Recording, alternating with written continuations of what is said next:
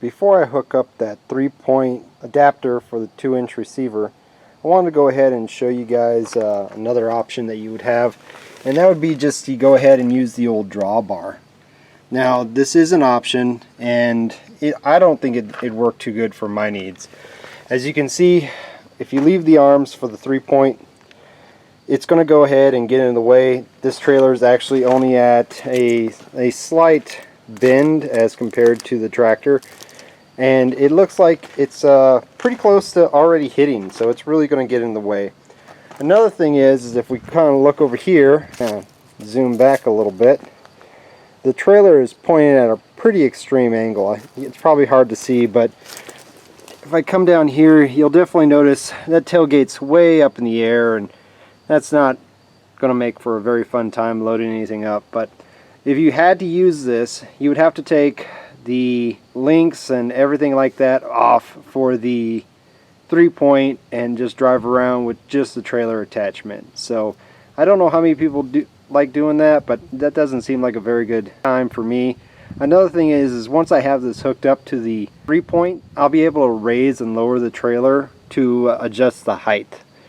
On top of that, I had to go ahead and take off the top link, my bad. So now you're taking stuff off the tractor, you risk like losing the parts and stuff like that, so it's not going to make for a very good time. I'm going to go ahead and take this off, and we're going to go and hook up our new attachment. The hitch is on, looking pretty good. The only thing I have to say is I read somewhere that said that the Ford Industrial Blue kind of matches the Mitsubishi Sato blue, and well, I don't think they were right at all, because that does not match at all. But if that's the only thing I got to complain about, then I think we're going to be sitting okay. I wanted to point out that this ball is actually rated for 5,000 pounds. As you can see, I think it's like a 1-inch bolt, 1-inch threads, whereas that other one, it was not rated for as much. It was only rated for 3,500 pounds, and as you can see, that's probably like a 1/2-inch bolt. So if you plan on using your drawbar and it only has a 1/2-inch hole, maybe a 3/4, I can't tell, then you're going to be greatly reduced about how much you can pull. But as you can see, this thing sticks out quite further away from the tractor, and that works great for this trailer because it doesn't have very much of a neck before it starts triangulating out. I'm going to get this hooked up, we're going to load it up, and I'll show you how well it does. Well, here's my first load. Bunch of old railroad ties and poles that were at the front of the property. The hitch is holding up, but the only thing is that it's moving around real bad. It's just flopping around. I tried to make it level, and anytime I got any type of extra weight on it, it just tried to pop right up. So I think what I'm going to do is I'm going to play with the adjustments a little bit.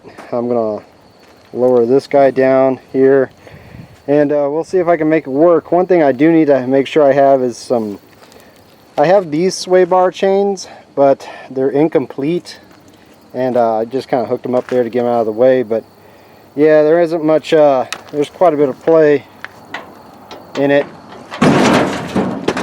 And there goes the wagon wheel. Alright, well, I'll get back to you. So there was a little bit of a learning curve, but I got this thing pretty figured out.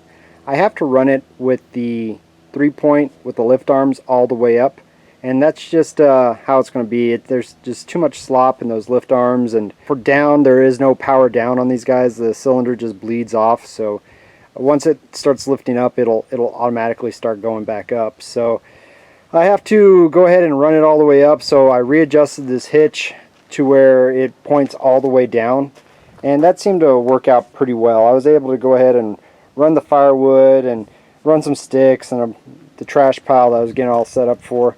I did adjust my my links all the way closed, and that seemed to help out quite a bit. So I just got done using it on that this trailer right here, like I said, hauling trash and everything like that, and then I went ahead and pulled this old guy out of the weeds, and I'm going to go ahead and use that. This is an old fuel tank. I'm going to get it permanently seated on that trailer, and then fill it up with water for whenever we get to do our controlled burn.